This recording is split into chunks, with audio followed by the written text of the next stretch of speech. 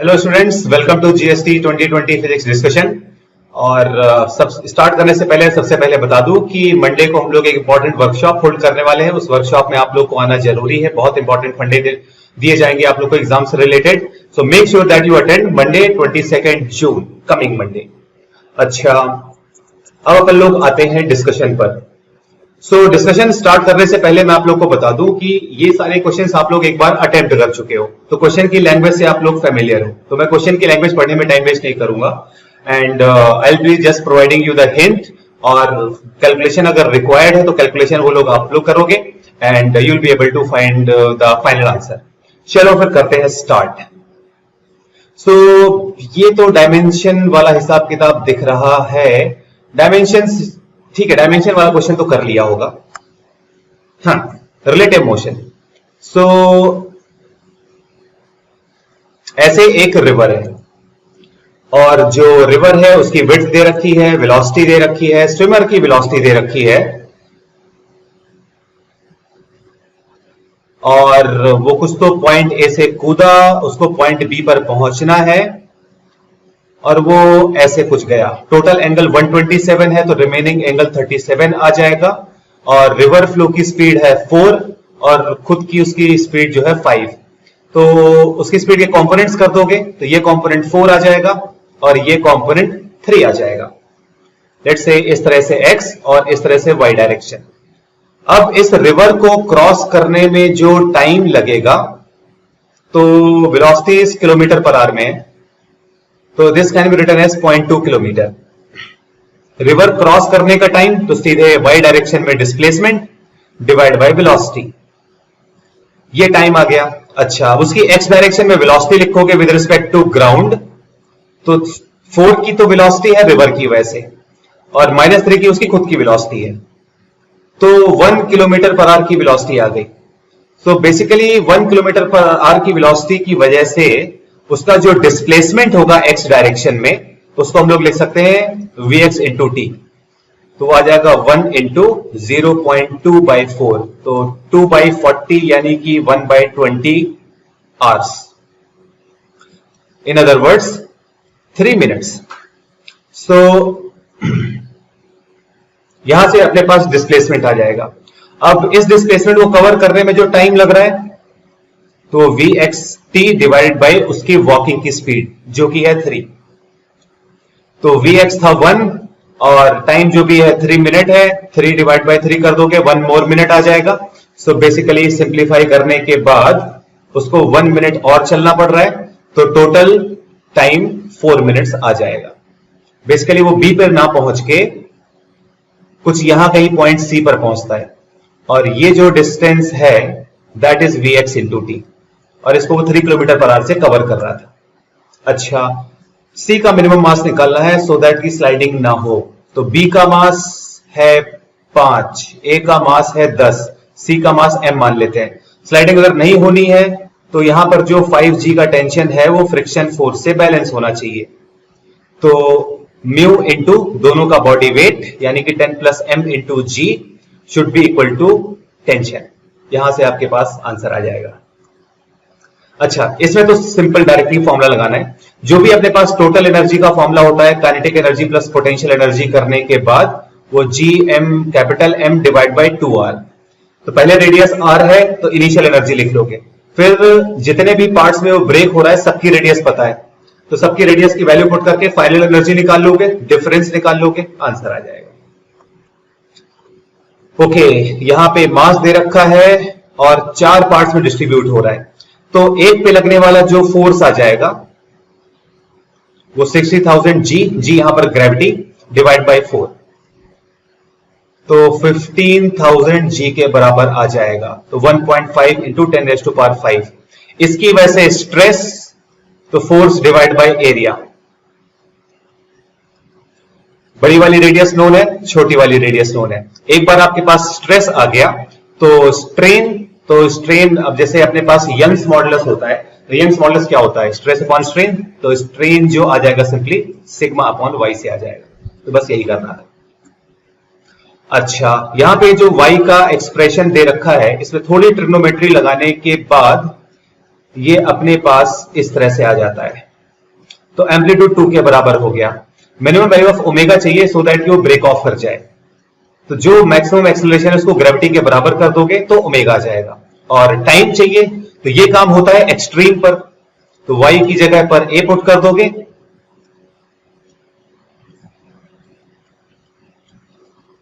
a यानी कि amplitude, तो ऐसे a से ये कैंसिल हो जाएगा, यहां पे sin π/2 आ जाएगा, आप टाइम की वैल्यू भी निकाल लोगे। Simple stuff.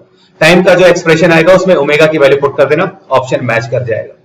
तो ए और सी में से कोई एक ऑप्शन आ जाएगा, ए आ रहा है। स्मॉल एंगल से रोटेट किया है, तो देखो जैसे ये वेक्टर ए, इसको छोटा सा रोटेट कर दिया बाय एंगल डेल्टा थीटा, तो नया वेक्टर बी आ गया।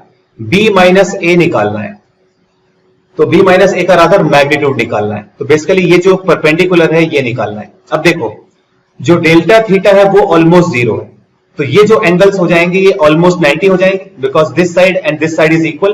तो किसी भी एंगल को 90 मान के राइट एंगल ट्राइंगल वाला कंसेप्ट लगा दोगे, तो आपके पास जो साइन डेल्टा थीटा आ जाएगा वो ये परपेंडिकुलर डिस्टेंस जो भी है एल, और इसको एल डिवाइड बाई बी का मैग्नीट्यूड लिख सकते हो।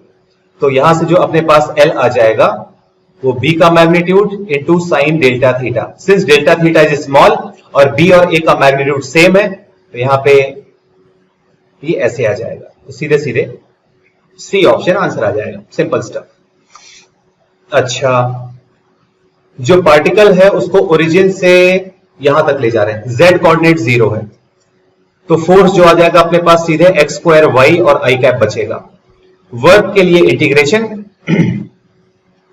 तो x स्क्वायर y और dx, y की वैल्यू पुट कर देना, तो y is nothing but 2x square by a into dx, और x की लिमिट 0 से a पुट कर देना, आंसर आ जाएगा।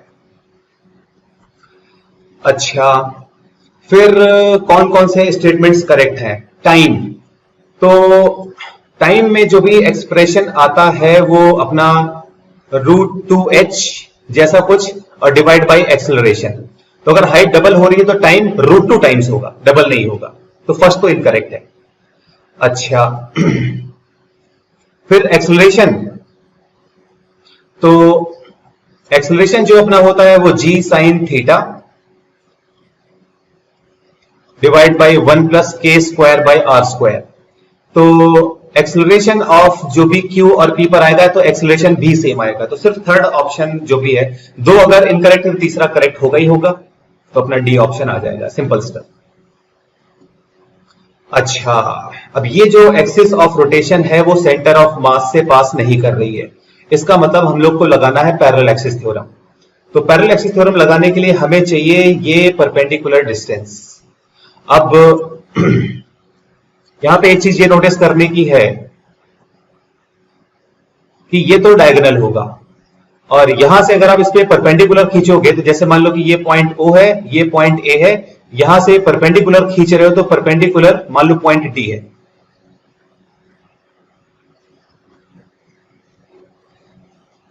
तो ये O, ये A और ये D। अब ये वाला एंगल हमें 45 पता होता है, तो कंप्लीट एंगल 60 हो जाएगा।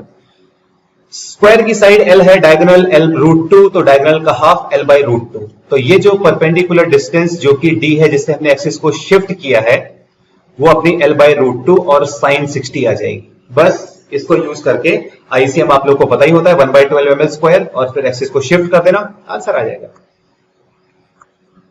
अच्छा, म्यू निकालना है सो दैट कि it will tip before slipping. ठीक है, तो टॉपलिंग का केस है, फ्री बॉडी डायग्राम, तो mg आ गया, नॉर्मल रिएक्शन यहां पर शिफ्ट हो गया, और फ्रिक्शन फोर्स यहां पर आ गया। हमें नहीं पता कि उस स्लिपिंग जस्ट स्टार्ट होने वाली कि नहीं, पर टॉपलिंग जरूर हो रही है। तो ये जो पॉइंट ऑफ कांटेक्ट है उसके बाद टॉर्क लिखो। तो हम लोग को एक्चुअली म्यू की वैल्यू चाहिए, तो अगर ये जस्ट स्लिप करने वाला है तो यहां पे f की जगह म्यू एन आ जाएगा।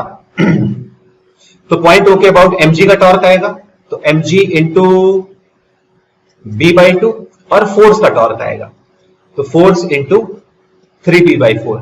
सिंस ब्लॉक इक्विलिब्रियम में ट्रांसलेट नहीं कर रहा है, तो F जो आ जाएगा वो अपना फ्रिक्शन फोर्स यानी कि म्यू एन के बराबर, यानी कि म्यू mg के बराबर।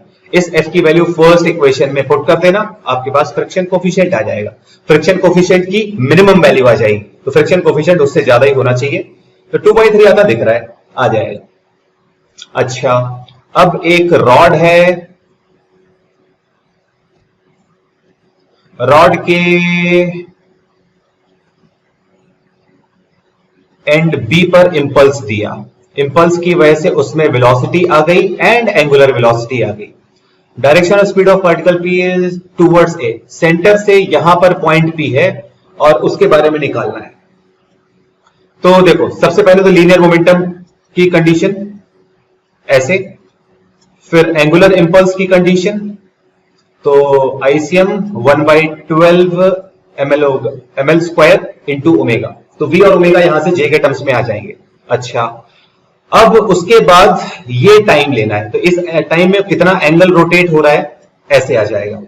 तो वो सिंप्लीफाई करने के बाद this angle should come out as π/2, यानी कि रॉड 90 डिग्री से रोटेट कर गई, तो rod will become like this. ठीक है, यहां पर सेंटर C, ये हो गया B, ये हो गया A, और यहां पर पॉइंट P है। तो इस पॉइंट P में ये डिस्टेंस कितनी है, L/6। तो इसमें एक तो L/6 ओमेगा की टेंजेंशियल वेलोसिटी एंड ट्रांसलेशन की वजह से v की वेलोसिटी, तो v और ओमेगा L/6 का रिजल्टेंट आपको लेना है, j के टर्म्स में आंसर आ जाएगा। इसमें तो बस स्लोप कंपेयर करना है, तो nothing special. Okay, P/V constant दे रखा है, हीट चाहिए, जो भी हीट होगी वो work done plus delta U, तो डेल्टा U तो सीधे NCV डेल्टा T, एक मोल है, मोनोटॉमिक गैस है, तो ये तो निकल जाएगा। वर्क लिखते हैं, तो P/V कांस्टेंट है। तो देखो, P को हम लोग लिख दिया सब कांस्टेंट इनटू V, तो यहां से PV इक्वल्स टू nRT हम लोग को पता है, सिंस हम लोग को टेम्परेचर का चेंज जो भी है लिमिट हम लोग को टेम्परेचर की पता है, initial temperature T0, final 2T0 है, तो इंटीग्रेशन भी T के टर्म्स में कर दो। तो यहां से अगर आप P की वैल्यू पुट करते हो तो KB square equals to nRT आ गया। फिर यहां से आप इसको डिफरेंशिएट कर दो, जैसे V की वैल्यू निकालोगे तो nR डिवाइड बाई K का स्क्वायर रूट और फिर T की पावर 1/2, यहां से आपका dV आ जाएगा, root nR by K, T की पावर -1/2 और 1/2 और dt। और ये आपके पास जो V का एक्सप्रेशन आया था, इसको यहां पे पुट कर दो, तो P आपके पास आ जाएगा K into root nR by K और T की पावर 1/2। इन दोनों एक्सप्रेशन को जब आप W में पुट कर दोगे तो P भी आपके पास T के टर्म्स में आ गया, dV भी T के टर्म्स में आ गया, इंटीग्रेट कर देना तो वर्क आपका T0 के टर्म्स में आ जाएगा, डेल्टा U T0 के टर्म्स में आ ही गया था, ऐड कर देना, आंसर आ जाएगा। अच्छा, प्रेशर वर्सेस डेंसिटी का ग्राफ है, तो डेंसिटी को हम लोग एक तरह से 1/v भी लिख सकते हैं, तो जो भी स्लोप आएगा वो ऐसे, यानी कि PV यानी कि nRT, higher slope higher temperature, खत्म बात। ओके, अब अपन लोग चलते हैं अगले सेक्शन की तरफ, so thank you. Hello everyone, welcome to your Go Prep channel. Myself Swati Singh. So बेटा क्लास 12th JEE स्लॉट 3 का हम डिस्कशन करेंगे, पेपर डिस्कशन। सो ये क्वेश्चन आपके सामने है, x and y are two elements. तो बेटा सिंपल आपको मोल का रिलेशन लगाना है, n given moles upon molar mass. यहाँ पर आपको x2 y3 के लिए मोल्स दिए हुए हैं 0.2 और यहाँ पर आपको इसका मोलर मास दिया है 32.0 ग्राम। देन आप इसका x का मोलर मास ले लेंगे स्मॉल x और y का मोलर मास ले लेंगे स्मॉल y, और यहां से आपकी ये फर्स्ट इक्वेशन बन जाएगी। इसी तरीके से x3 y4 के लिए भी आप सॉल्व करोगे 0.4 92.8 और ये हो जाएगा 3x प्लस 4y और ये इक्वेशन नंबर 2। इन दोनों इक्वेशन को आप यूज करके x और y को कैलकुलेट करोगे and you will get your correct answer C। Now this type of question ये आपका थर्मोडायनामिक्स पर बेस्ड क्वेश्चन है। कॉपर सल्फेट आपने यूज किया H2O में इसको हाइड्रेट कर रहे हैं CuSO4.5H2O। तो हाइड्रेशन एनर्जी यहाँ पर उसने आपको बोली हुई है, this is your hydration energy, that is -10.7 plus x। Then आप इस हाइड्रेटेड मॉलिक्यूल को फर्दर वाटर के अंदर डिसॉल्व कर रहे हो, एक्वस सोल्यूशन बना रहे हो इसका। तो ये एक्वस बन रहा है CuSO4.aqueous प्लस H2O। तो यहाँ से जो आपकी हाइड्रेटेड मॉलिक्यूल की एनर्जी है वो 2.8 है। और इन दोनों को जब आप ऐड कर रहे हो, इक्वेशन को ऐड करके लिखोगे H2O एक्वस एनहाइड्रस को आपने डिसॉल्व किया तो CuSO4 एक्वस यहाँ पर आपका फॉर्म्ड हुआ और ये वैल्यू आई आपकी -15.9। दैट मीन्स इन दोनों इक्वेशन को आप यूज करके ये थर्ड इक्वेशन बना रहे हो, सो आपकी वैल्यू उसी के अकॉर्डिंग ऐड हो जाएंगी, plus x plus 2.8 equals to -15.9। So बस आपको ये सॉल्व करना है, x निकालना है और x का वैल्यू आपकी 8 आ जाएगी। Correct answer will be C. Next question बेटा, ये सिंपल आपका लेड स्टोरेज बैटरी पर क्वेश्चन है, इलेक्ट्रोकेमिस्ट्री का क्वेश्चन है। सो इस तरह के क्वेश्चन के लिए आपको सिंपल ये ध्यान रखना है कि करेक्ट रिप्रेजेंटेशन क्या है, उसी के अकॉर्डिंग आप आंसर कर लेंगे और आपने ये पढ़ा होना चाहिए, लेड स्टोरेज बैटरी की इंफॉर्मेशन होनी चाहिए। नाउ ये वाला क्वेश्चन आपको क्वेश्चन में समझा देती हूँ। क्वेश्चन के अंदर आपने एक कंटेनर V लिया है जिसके इसका वॉल्यूम आपका V है, टेम्परेचर यहाँ पर आपका T1 है और प्रेशर आपका यहाँ पर P है। इस कंटेनर को आपने एक स्टॉप कॉक से कनेक्ट किया है बाय यूजिंग ट्यूब, जिसको इनिशियली इवैक्यूएट किया है। यहाँ पर आपने फिर वॉल्यूम लिया है V/2 और ये टेम्परेचर हो गया यहाँ पर T2।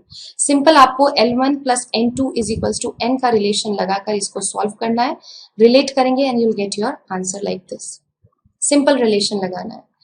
Now this is the question. आप दो चार्ज बॉडीज ले रहे हो इस क्वेश्चन के अंदर, one is your Q1 charge, another is your Q2 charge.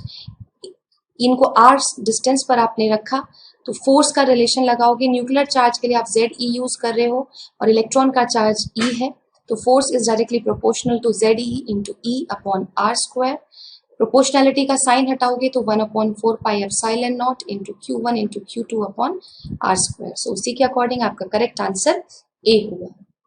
The basic ionization constant for hydrogen hydrolysis. तो हाइड्रोजीन आपका ये जो कैटायन है, आपका कैटायन यहाँ पर हाइड्रोलिसिस करेगा। कैटायनिक हाइड्रोलिसिस में आपका जो रिलेशन है वो KH is equals to KW upon KB है। This is your hydrolysis constant relationship CH²। आपको परसेंट ऑफ हाइड्रोलिसिस कैलकुलेट करना है इसके अंदर, तो इसका मतलब जो आपने हाइड्रोलिसिस किया इनिशियल कंसंट्रेशन इनटू 100। सो उसी के अकॉर्डिंग ये आपका आंसर आएगा। Correct answer will B D. ये आपका बिल्कुल फैक्ट्स बेस्ड क्वेश्चन है। आप हाइब्रिडाइजेशन का कॉन्सेप्ट यूज करेंगे, हाइब्रिडाइजेशन का यूज करना और इसको सॉल्व करना है। SbCl5 की हाइब्रिडाइजेशन और valence shell electron pair repulsion theory को देखकर आप लगा सकते हो कि स्टेटमेंट 1 is true एंड ये दोनों आइसोसेंट्रिक नहीं है बिकॉज नंबर ऑफ एटम्स और नंबर ऑफ इलेक्ट्रॉन्स इन पर सेम नहीं होंगे। So that's why correct answer is C. Statement 1 is true but statement 2 is false। Again fact based question, जो इनकरेक्ट है वो बताना है। KOH स्ट्रॉन्ग बेस है, करेक्ट ऑप्शन है। Milk of magnesia, magnesium hydroxide, correct option.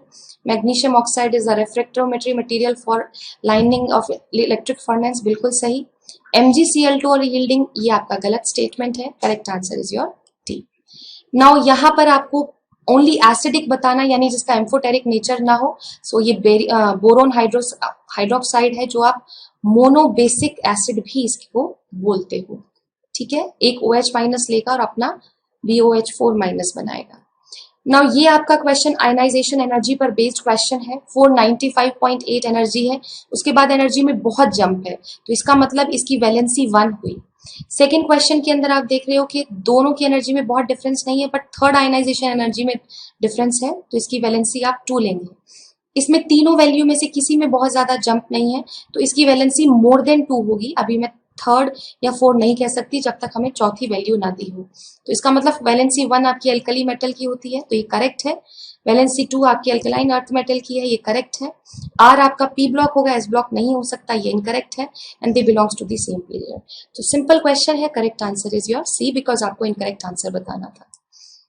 ये जो reaction है पहले आपको ओजोनोलिसिस का प्रोडक्ट है, तो ओजोनोलिसिस, इसको बीच में से आप क्लीवेज करेंगे तो आपको यहाँ पर कीटोन मिलेगा। इस कीटोन की आप OH माइनस यानी NaOH के साथ रिएक्ट करोगे तो ये यहाँ पर अल्फा पोजीशन से H गेन करेगा, नेगेटिव चार्ज आएगा। और ये इस तरीके से यहाँ पर कार्बन आयन बन रहा है माइनस, ये दूसरे साइक्लोपेंटेनॉन को रिएक्ट करता है, इस तरीके से नेगेटिव अटैक किया। सो आप देख सकते हो it is a type of aldol condensation. तो ये आपका यहाँ पर प्रोडक्ट बना, डबल बॉन्ड को कुछ नहीं हुआ, ये एज इट इज है यहाँ पर, और ये आपका अलग प्रोडक्ट। तो ये OH, उसके बाद आपने डिहाइड्रेट किया है हीटिंग करके, and you will get your answer C. So that's why your correct answer is C. This is the another question. Lewis acid आपको दिया है, तो आपको लुइस एसिड का बिहेवियर पहचानना है। यहाँ पर एल्यूमिनियम क्लोराइड इसको लेकर जाएगा और कैटायन फॉर्म करेगा। तो मैं यहाँ पर आपका कैटायन फॉर्म कर देती हूँ एक बार। ये कैटायन आपका फॉर्म्ड हुआ CH3+, ये इसको डोनेट कर रहा है, इंट्रामोलिकुलर अरेंजमेंट हो रहा है। इंट्रामोलिकुलर अरेंजमेंट करने के बाद आप यहाँ से भी अरेंजमेंट कर सकते थे, बट CH3 की ये पैरा है और इसकी ऑर्थो है, तो सबसे ज्यादा इलेक्ट्रॉन डेंसिटी यहाँ पर है, ये अटैक हुआ, और इसी के अकॉर्डिंग आपका जो प्रोडक्ट बनेगा वो आपका D प्रोडक्ट बनेगा। So that's why correct answer is D. Third, electromeric effect. Electromeric effect just the complete transfer of pi electron, fact based question है। डिस्प्लेसमेंट ऑफ सिग्मा इलेक्ट्रॉन नहीं होगा, सिग्मा इलेक्ट्रॉन नहीं है, slightly displacement नहीं है, D answer है, no explanation required. Tautomerism आपको पता है क्या होता है, H यहाँ से ये लेगा, ये डबल बॉन्ड बनेगा, ये इधर शिफ्ट, सेम यहाँ पर भी सेम यही होगा, ये लोन पेयर यहाँ से H+ लेंगे, ये शिफ्ट इधर, ये इधर, तो आपको इस तरह का एक कंपाउंड मिलेगा, इनॉल कंटेंट। तो इनॉल कंटेंट आप देख सकते हो, एंटी एरोमेटिक के लिए आपको 4n पाई इलेक्ट्रॉन देखना है यहाँ पर, तो यहाँ पर 4n पाई इलेक्ट्रॉन है, इसीलिए कंपाउंड आपका एंटी एरोमेटिक हुआ। नाउ इस क्वेश्चन के अंदर आपको क्या करना है कि CH2OH है, KMnO4 3 डिग्री अल्कोहल को नहीं छेड़ेगा, सिर्फ 1 डिग्री और 2 डिग्री, 1 डिग्री और 2 डिग्री दोनों आपके, ये हम देख लेते हैं, ये OH एज इट इज रखेंगे आपका, तो आपका जो 2 डिग्री है वो कीटोन में बदलेगा और 1 डिग्री आपका एसिड के अंदर। देन यहाँ पर सिंपल इसने हीट किया है, कोई भी इलेक्ट्रॉन विड्रॉइंग ग्रुप और वो भी स्ट्रॉन्ग इलेक्ट्रॉन विड्रॉइंग ग्रुप अगर COH के प्रेजेंट पास है तो यहाँ से CO2 इवॉल्व होता है, and you will get your answer, correct answer is C. So this is all about today's questions. I think ये पूरा सोल्यूशन आपको मिल गया है। Thank you so much, take care. Hello students, this is the detailed discussion of GTSC 2020 Maths part for class 12 standard slot 3. जिसने भी इस slot में पेपर दिया होगा, आई होप सभी ने बहुत अच्छा परफॉर्म किया होगा। जिसने भी अभी तक GTSC का पेपर अटेम्प्ट नहीं किया है, नेक्स्ट स्लॉट में इसको जरूर अटेम्प्ट करो, इसका लिंक डिस्क्रिप्शन में गिवन है, and there is a workshop on Monday, do not forget to join that workshop. तो फर्स्ट क्वेश्चन तुम लोगों के पेपर में जो था वो ये है, in a GP of positive terms any term is equal to the sum of the next two terms, the common ratio of the GP is. तो देखो इसमें गिवन है कि GP का कोई भी टर्म उसके नेक्स्ट 2 टर्म्स के एडिशन की इक्वल है। So I can write like this, r² plus r किसकी इक्वल हो जाएगा, 1 की इक्वल, तो r² प्लस r-1 कितना आएगा, 0। तो देखो कॉमन रेशियो की वैल्यू अगर मैं फाइंड करूंगा तो मुझे मिल जाएगी -1 plus -√5/2। As all the terms are positive तो कॉमन रेशियो भी क्या होगा, पॉजिटिव, माइनस साइन वाली वैल्यू जो है वो रिजेक्ट हो जाएगी। अच्छा, किस ऑप्शन में ऐसा लिखा हुआ है, तो हम सबको मालूम है कि साइन 18 डिग्री की जो वैल्यू है वो होती है √5 - 1/4। तो अगर मैं इन दोनों को बहुत ध्यान से देखूंगा तो √5 - 1/2 डी ऑप्शन में लिखा हुआ है, इसका मतलब डी ऑप्शन करेक्ट ऑप्शन होगा। क्वेश्चन नंबर 2 देखते हैं। क्वेश्चन नंबर 2 बाइनोमियल थ्योरम पर बेस्ड क्वेश्चन है, इसका करेक्ट आंसर डी है। मुझे इस पर्टिकुलर टर्म का एक्सपेंशन फाइंड करना है, इस पर्टिकुलर टर्म का सम फाइंड करना है। तो ये जो ब्रैकेट में हमको अंदर लिखा हुआ है इसको बहुत ध्यान से देखो, नीचे वाले दोनों टर्म्स ऐड होकर 21CI की इक्वल हो जाएगा। अगर मैं इसको सिंप्लीफाई करूंगा तो ये I/21 की इक्वल आएगा। अच्छा, I/21 में यहां पे सब्स्टिट्यूट करूंगा, it will become I³ divided by 21³ which is equal to K/21। तो अब अगर मैं 21 कैंसिल करूंगा तो मुझे कुछ इस तरह का मिल जाएगा। अच्छा, नेचुरल नंबर्स के क्यूब्स के सम का फॉर्मूला हम सबको अच्छी तरह से मालूम है, n+1/2 का होल स्क्वायर। इसमें पुट करूंगा, वैल्यूज रखूंगा, सिंप्लीफाई करूंगा, we can easily calculate that the value of k is 100। So the correct answer will be the D option. Question number 3 की तरफ चलते हैं। Question number 3 permutation and combination पर based एक आसान सा क्वेश्चन था। 7 women and 7 men are to be seated around a circular table such that there is a man on either side of every woman, then the number of seating arrangements is। तो सबसे पहले तो इसका correct answer देखते हैं, which is A option. सबसे पहले मैं सर्कुलर टेबल पर 7 विमेन को अरेंज कर दे रहा हूं, which can be done in 6 factorial number of ways. सब लोग को मालूम है n डिस्टिंक्ट ऑब्जेक्ट्स को एक सर्कल में n-1 फैक्टोरियल वेज में हम लोग अरेंज कर सकते हैं। अच्छा, अब ये जो 7 मेन है इसको हम लोग 7 फैक्टोरियल वेज में अरेंज कर सकते हैं। सो the final number of arrangements will be 7 factorial into 6 factorial. So the correct answer will be the A option. Question number 4 की तरफ चलते हैं। क्वेश्चन नंबर 4 लिमिट पर बेस्ड आसान सा क्वेश्चन है। हमें यहां पर लिमिट की वैल्यू गिवन है कि 0 की इक्वल है और a पूछा गया है n के टर्म्स में कितना आएगा। सबसे पहले करेक्ट आंसर देखते हैं। Right answer is the D option. कैसे, ये चेक करते हैं।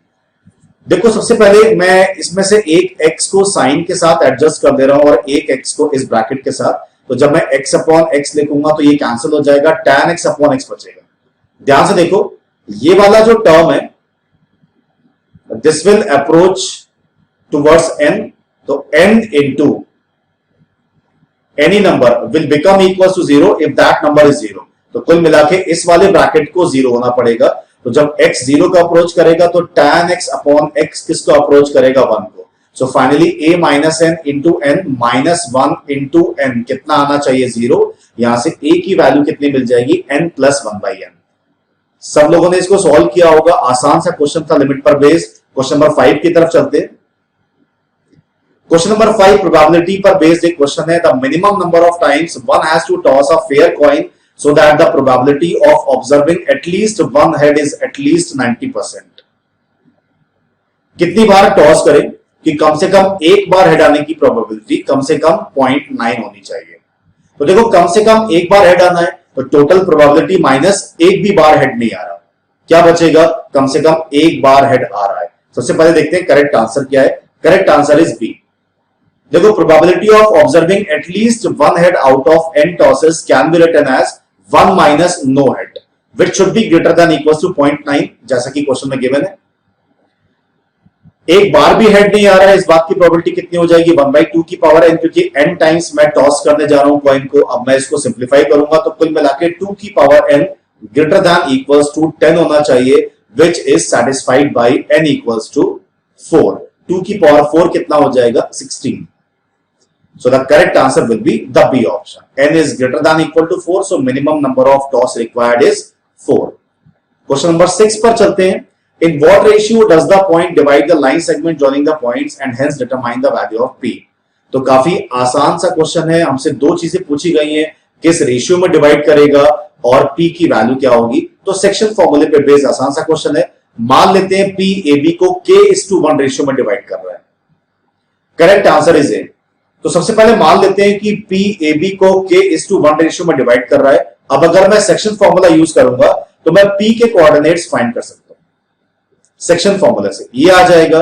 लेकिन P के कोऑर्डिनेट्स हमको गिवन है P, -1, इसका मतलब X कोऑर्डिनेट P होना चाहिए और Y कोऑर्डिनेट कितना होना चाहिए, -1। अब इसको इक्वेट करते हैं, तो जब मैं Y कोऑर्डिनेट को इक्वेट करूंगा मेरे पास K की वैल्यू कितनी आएगी, 2/3।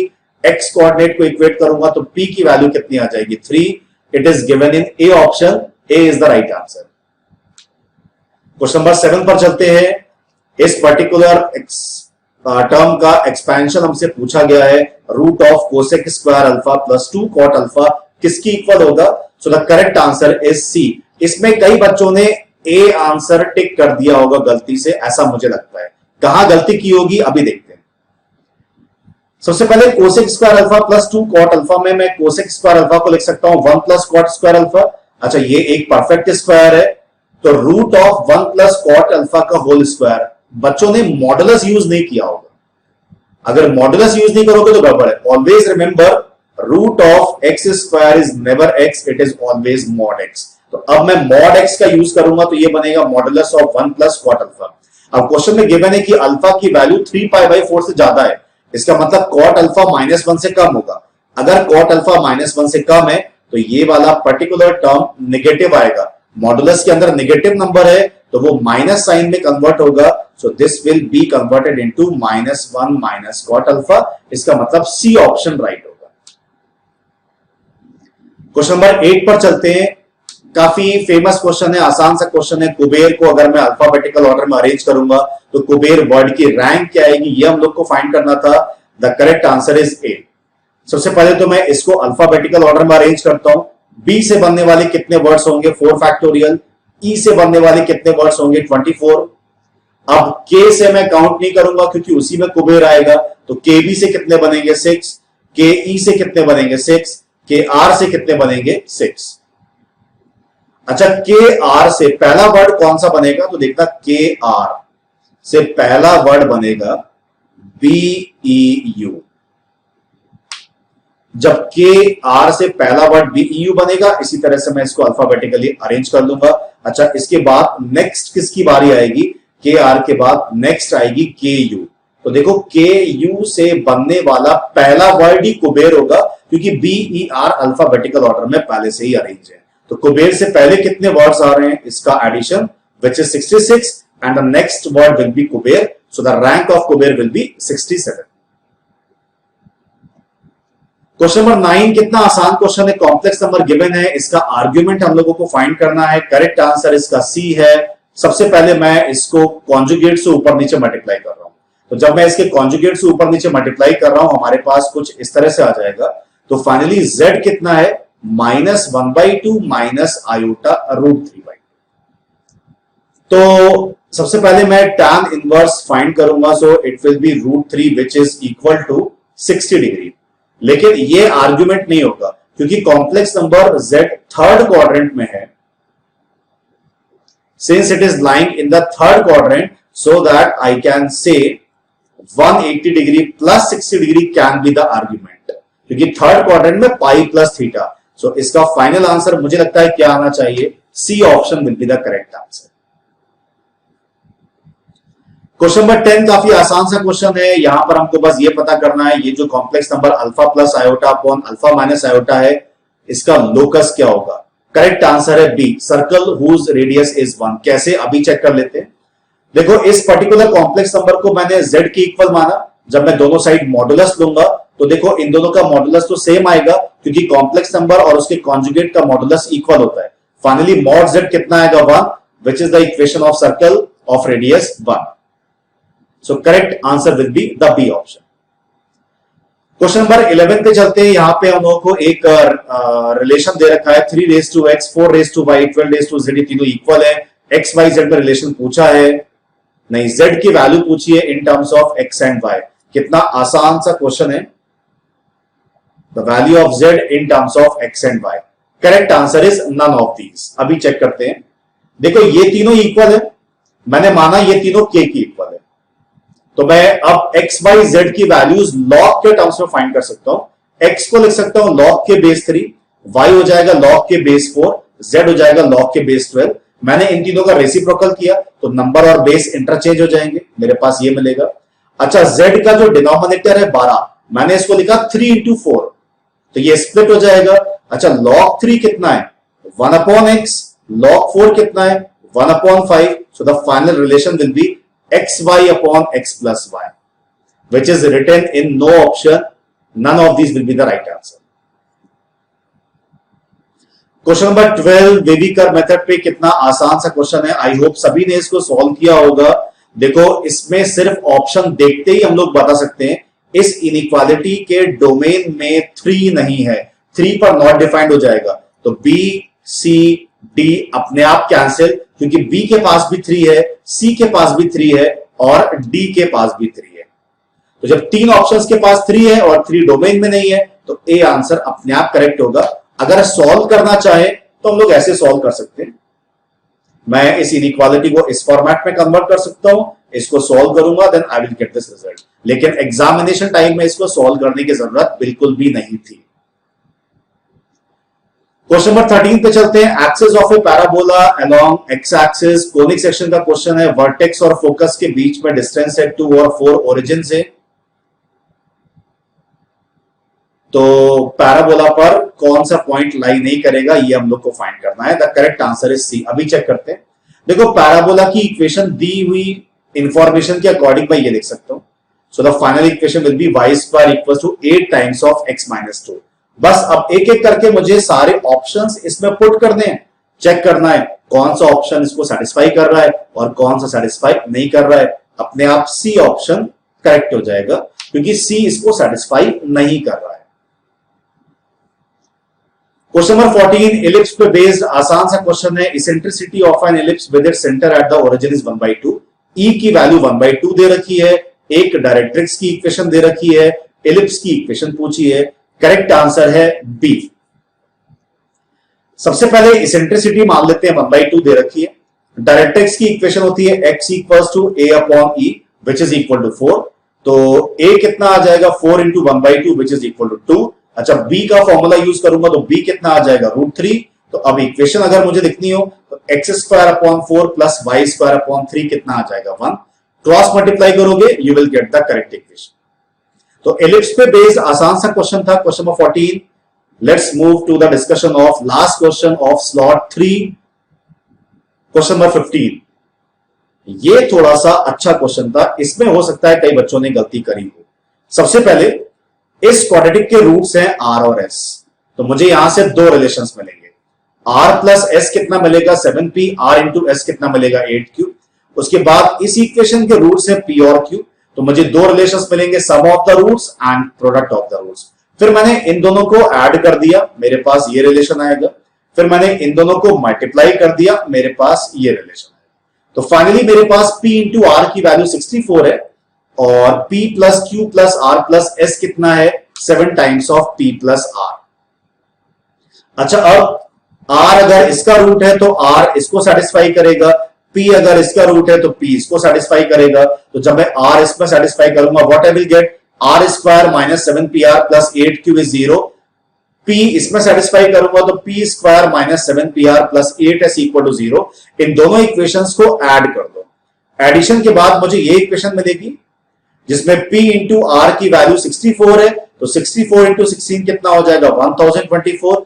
दूसरा, मैं इस इक्वेशन से q प्लस s की वैल्यू लिख सकता हूं 6 times of p plus r, तो ये कितना हो जाएगा 48p प्लस r। थोड़ी देर के लिए p प्लस r को अगर मैं x मानूं तो मेरे पास ये इक्वेशन आएगी। It is given that p q r s positive numbers, इसलिए x की वैल्यू 16 होगी और x की वैल्यू माइनस 64 रिजेक्ट हो जाएगी। तो x अगर 16 है it means p plus r 16 है। अच्छा, p प्लस r 16 है तो p plus q plus r plus s कितना हो जाएगा 7 into p plus r 7 into 16 which should be equal to 112। तो क्वेश्चन नंबर 15 का करेक्ट आंसर क्या होगा सी। So this was the discussion of slot 3 maths paper GTSC 2020. I hope सबको सारे questions बहुत अच्छे से क्लियर होंगे, सबका पेपर बहुत अच्छा गया होगा। Now move to the next section of the paper. Thank you everyone.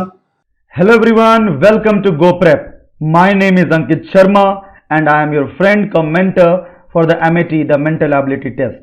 Friends, I hope that your GTSC went really well, and if still you have not attempted it, then please do attempt it in the next slot. The link for the same has been given at the description below. And now let us straight away begin with the discussion of questions, and here we go. Now friends, this was the first question. ये पहला question था जो आप लोगों के exam में आया। इस टाइप के क्वेश्चन आप बहुत इजीली कर सकते हो, आप लोगों ने पहले भी इस टाइप के क्वेश्चन किए गए हैं, आप लोगों ने किए हैं। So guys, the question says if the average marks of 30 students in section A is 55. So guys, the average marks of 30 students in section A is 55. तो total marks हो जाएंगे 30 into 55, and the average marks of 30 students in college B is 60. So the total marks of the 30 students will be 30 into 60, and आपको बताना है find the average marks of their combination. तो 30 students यहाँ पर plus 30 students यहाँ पे, so 30 plus 30 you will be getting 60. अब जब आप इसको सॉल्व करोगे you will be getting 1650 plus जब आप इसको सॉल्व करोगे you will be getting 1800 upon 60। Alright, अब इसको आपको सॉल्व करना है, आप इनको ऐड करो, you will be getting 3450 alright upon 60। And जैसे आप इसको सॉल्व करोगे you will be getting 57.5 as the required answer, and hence the right answer is 57.5. All right everybody, clear to all? Coming to the next question. अब guys ये तो बहुत ही simple question है, आपको अच्छी तरह से पता है that LCM एंड HCF, अगर आप इन दोनों को मल्टीप्लाई कर दें, it will be equal to the product of the two numbers, product of the two numbers. All right, so guys, the least common multiple into the highest common factor is equal to the product of the two numbers. So guys, HCF फिर क्या हो जाएगा? HCF will be product of the two numbers. दोनों numbers क्या हैं? 390 into 420 upon the LCM which is 5460. इसको आप solve करो, and जब आप इसको solve करोगे, 0 and 0 will easily cancel out. Then on the scale of 6, आप कट करो, 6 7 जा and 6 यहाँ पे 91 आएगा. Then guys on the scale of 13, 13 से कट करो, 13 7 जा and यहाँ पे 30. Finally 7 and 7 cancel out हो जाएगा, 30 is the required answer. And hence if the LCM of two numbers 390 and 420 is 5460, their HCF will be 30. Fine everybody. Now coming to the next question. So now guys, this is another very simple question. इस type के question तो बहुत easy होते हैं. अब यहाँ पर आपको S, P, J गिवन है, उसके बाद V, R, L गिवन है, then Y, V, O given है, and finally B, B, S given है, और नेक्स्ट आपको बताना है. सो गाइज आप यहाँ पे सिंपल एक ऑर्डर चेक करो. ऑर्डर आप ये चेक करो कि S plus 3 TUV, V plus 3 WXY, Y plus 3 ZAB, तो B प्लस 3 करोगे आ जाएगा E, and hence the answer must begin with E. तो अब C या D में से कोई आंसर है. अब गाइज आप यहाँ पे देखो, J plus 2 is L, L plus 3 is MNO, O plus 4 is PQRS, S plus 5 is TUVWX. तो गाइज स्टार्टिंग में E होगा, लास्ट में X होगा, स्टार्टिंग में E, लास्ट में X, and hence the right answer is option number D. Alright, अब अगर कोई ऐसा ऑप्शन होता जिसमें दो में या दो से अधिक में E स्टार्टिंग में और X एंड में होता, तो हम मिडिल लेटर भी चेक करते. मिडिल लेटर में क्या चल रहा है? P plus 2R, R plus 4S TUV, then V plus 6, V के बाद 6 ऐड करो तो क्या होगा? V के बाद W X Y Z A B, B आ जाएगा, एंड देन अगेन अब 2 ऐड करो तो अगेन अब 2 ऐड करो 6 में, you will be getting 8, and B plus 8 is 10. B की पोजीशन 2 होती है, 2 में 8 ऐड कर दो, you will be getting 10, and hence that is the position of J, and that will be the answer. Fine. So these are really really simple question, बहुत ही आसान question थे. Coming to this, a family consist of paternal grandparents, paternal grand parents. So guys दो लोग हैं यहां पर, paternal grand parents, तो मेंबर्स कितने हो गए? 2, क्योंकि पेरेंट नहीं कहा है, पेरेंट्स कह रहे हैं, ठीक है, मेंबर्स 2 हैं. और यहां पे आप ये भी देखो पेरेंट्स भी हैं. A family consist of paternal grandparents, then parents, अब पेरेंट्स भी 2 होंगे, father and mother. Paternal grandparents भी 2 होंगे, paternal grandfather and paternal grandmother, and there are 3 grandchildren, there are 3 grandchildren. अब guys क्या कहा जा रहा है? The average age of grandparents is 70. So अगर average age of grandparents is 70, so their total age will be 2 into 70. Similarly, the average age of the parents is 40, so their total age is 2 into 40, and the average age of the grandchildren is 20, so total age is 3 into 20. अब आप इनको add करो, so this will be giving you 140, this will be giving you 80, and this will be giving you 60. Fine everybody, तो आप इन्हीं को add कर दो, टोटल आप इनको ऐड करोगे, you will be getting 280. Alright, and now if you want to find the combined average, आपको कंबाइंड एवरेज निकालना है, so this 280 is to be divided by 2 plus 2 4 plus 3 7. तो जैसे आप ये डिवाइड करोगे आपको इस फैमिली की एवरेज एज इस पूरी फैमिली की मिल जाएगी, that is 40. Fine everyone, clear? आगे बढ़ते हैं. Now guys, this is another very simple question. The question says 12.5% of A is 55. It implies that A is equal to 55 into 1000 कर दे रहा हूँ और नीचे 125 कर दे रहा हूँ. Cut it on the scale of 25. Alright, and जब आप इसको finally आप solve करोगे, what you will be getting? 11 4 जा 44 and 0, and hence the answer to the question is 440. Alright everybody, and with this we have discussed all the 5 questions, and now it's the time to move on to the next section. But guys, do remember the workshop will be organized on Monday. Do not forget to attend the same. Thank you. See you over there.